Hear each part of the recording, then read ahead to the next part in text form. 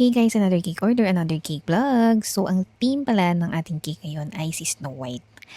Di ba nga sabi niya, laban, laban. Pero wala na talaga siya sinabing ganun kasi nga unconscious si Ate Snow ng mga kalahati ng story, di ba? Pero seryoso, to kasi yung si Snow White, bait-baitan yan eh. Ilang beses na yan na traitor pero never yan nagpaka-bitter. Kasi bakit ka nga naman papaka-bitter, di ba? Ang saysay ng buhay tapos papaka-bitter ka. Pero kasi ewan ko ba naman dito kay Ate Snow, binigyan lang siya ng mansanas, kinagat agad. Kasi alam mo yun, basta agad kakagatin.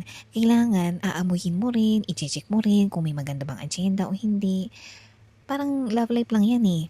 Minsan akala mo buo na pero boom, Diyos ko babagsak naman pala. Kasi kailangan talaga yung foundation matibay.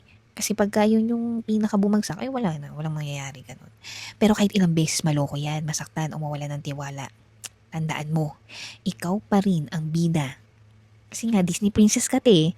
So, gano'n naman yung mga Disney princess, di ba? Kailangan pahirapan muna ng sa una, tapos bago sila magiging prinsesa. Pero kahit feeling mo, extra ka lang sa buhay ng iba.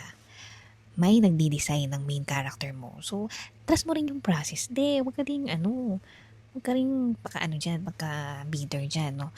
Magpaganda ka, magpakabait ka, pero huwag mo kalimutan kumain. Kumain ng cake. Kasi kahit si Snow White, nagka-print siya after niya mag-dessert, guys.